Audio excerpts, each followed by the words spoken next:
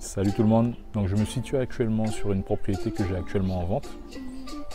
Donc nous sommes au bourg de Matoury. Il s'agit d'une petite maison individuelle T4 de 180 000 €. Une très bonne affaire que je vais d'ailleurs vous présenter dans peu de temps en live. Vous pourrez commenter, éventuellement m'appeler si elle vous intéresse. Mais aujourd'hui, la vidéo ne concerne pas ce bien. Aujourd'hui, je vais vous parler du choix de votre premier investissement immobilier, qu'il s'agisse d'un investissement purement locatif ou qu'il s'agisse d'un investissement pour votre résidence principale. On a tous connu ce moment où lorsqu'il faut commencer à faire des recherches immobilières, en tout cas pour la première fois, on multiplie les visites, on multiplie les recherches et lorsqu'il faut faire un choix sur le bien qu'on va acheter, tout simplement, on ne sait pas trop quoi faire. On est un peu stressé, on est anxieux, on a peur de se tromper, on a peur de faire une bêtise, tout simplement. Donc je vais vous donner des clés aujourd'hui, je vais vous donner des baromètres, des clés qui vont vous permettre de faire le bon choix sur votre premier investissement immobilier. Pour faire le bon choix sur votre premier investissement immobilier, vous avez 3 points très importants. Le premier, c'est l'emplacement. Effectivement, vous n'allez pas investir sur un lieu où personne n'a envie d'habiter.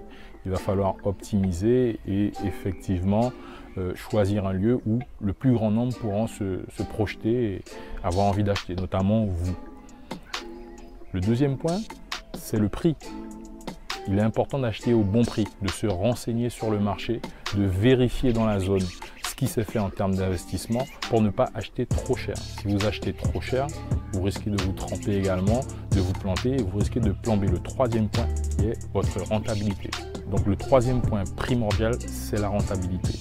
Suite à ces 3 points très importants, il y a un piège à éviter. Ce piège, c'est le coup de cœur. En tout cas, il ne faut pas se laisser embarquer par son coup de cœur.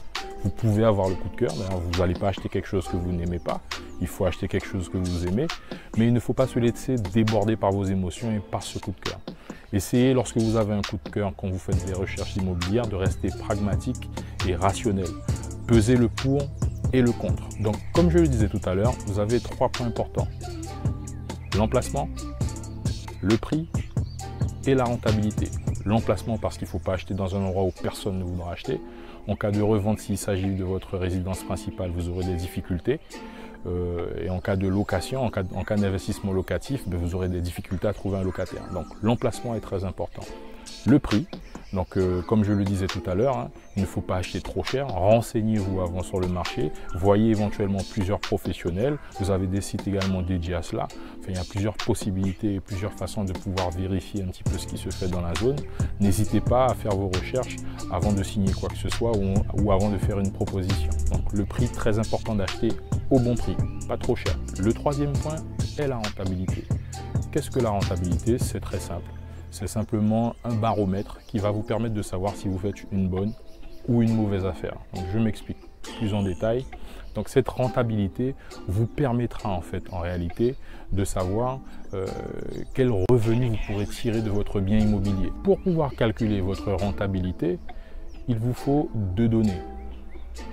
Le coût de l'investissement et les loyers potentiels que vous pourrez en tirer. Il vous suffit donc de calculer par rapport à ces loyers le loyer annuel, de le diviser par le coût de l'investissement. Vous aurez un chiffre que vous multiplierez par 100 et vous obtiendrez un taux qui est votre taux de rentabilité. Donc pour exemple, une maison qui serait à 120 000 €, admettons qu'on puisse la louer 1 000 € par mois, donc ça fait 12 000 € annuels. Ces 12 000 €, vous les divisez par votre investissement qui est 120 000 €. Ce chiffre que vous obtenez, vous le multipliez par 100, ça nous donne 10%. Donc cette fameuse maison à 120 000 € avec un loyer mensuel de 1 000 € a un taux de rentabilité de 10%. Il faut savoir que vous commencez à faire une bonne affaire à partir de 9% de taux de rentabilité. Entre 6 et 8%, vous faites une affaire normale. Au-delà de 10%, vous faites une bonne affaire. Au-dessus des 20%, c'est le jackpot. Il faut y aller sans problème. Et par contre, sous les 6%, donc à 5% et moins, n'y allez pas. Le jeu n'en vaut pas la chandelle. La rentabilité à laquelle je fais référence aujourd'hui est le taux de rentabilité brut. Je ne prends pas en compte toutes les dépenses liées au bien, type taxe foncière. Alors vous avez toujours la possibilité de calculer ce qu'on appelle la rentabilité nette, ce que moi j'appelle la rentabilité réelle. Pour ce faire, il vous faudra un petit peu plus de données. Donc bon, je reviendrai dessus sur une autre vidéo. Là, ça nous permet d'avoir effectivement un chiffrage un petit peu plus précis. Pour rappel, on a 3 points. L'emplacement. Comme je disais précédemment, choisissez un lieu où le plus grand nombre pourra se projeter. Ne choisissez pas un lieu qui n'est pas demandé ou un lieu où personne ne veut habiter. La deuxième chose, c'est le prix. Renseignez-vous sur le marché. Voyez plusieurs professionnels. Renseignez-vous auprès du notaire. Éventuellement, écrémez les différents sites. Voyez un petit peu ce qui s'est fait dans la zone. Important, très important d'acheter au prix. Il ne faut pas acheter trop cher, vous risquez de plomber. Le troisième point qui est votre rentabilité. Donc la rentabilité, il vous suffit pour avoir cette rentabilité de faire le calcul que j'ai exposé un petit peu plus tôt. Alors pour les personnes qui ne savent pas trop comment avoir le montant du loyer potentiel, il vous suffit de voir un professionnel. Donc bien sûr, si vous passez sur vos recherches par un agent immobilier, ne lui demandez pas à lui de vous donner une estimation du loyer. Alors vous pouvez lui demander juste pour avoir une indication, mais n'hésitez pas à demander à d'autres professionnels une estimation du potentiel bien que vous avez pu repérer ou que vous avez envie d'acheter. Ça vous permettra de calculer le troisième point qui est le plus important, le taux de rentabilité. N'oubliez surtout pas, entre 6 et 8%, vous faites juste une affaire. Au-dessus, à partir de 9% et au-dessus, vous commencez à faire une bonne affaire. Au-dessus des 10, c'est un bon coup. Au-dessus des 20, c'est le jackpot. En dessous de 6, n'y allez pas. Et le dernier point, ne vous laissez pas déborder par le coup de cœur. Ne vous laissez pas déborder par vos sentiments. Bien entendu, nous sommes des êtres humains. Donc effectivement, vous êtes en droit d'avoir le coup de cœur. Comme je disais tout à l'heure, vous ne pouvez pas acheter quelque chose que vous n'aimez pas. Il faut acheter quelque chose que vous aimez. Mais ne vous laissez pas déborder par ce sentiment.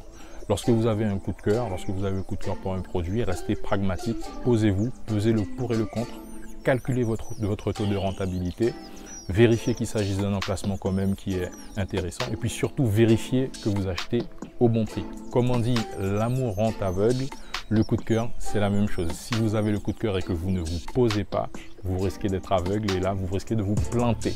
Tout simplement. Donc voilà, nous sommes à la fin de cette vidéo. J'espère que mes indications vont vous aider dans vos recherches et dans votre choix.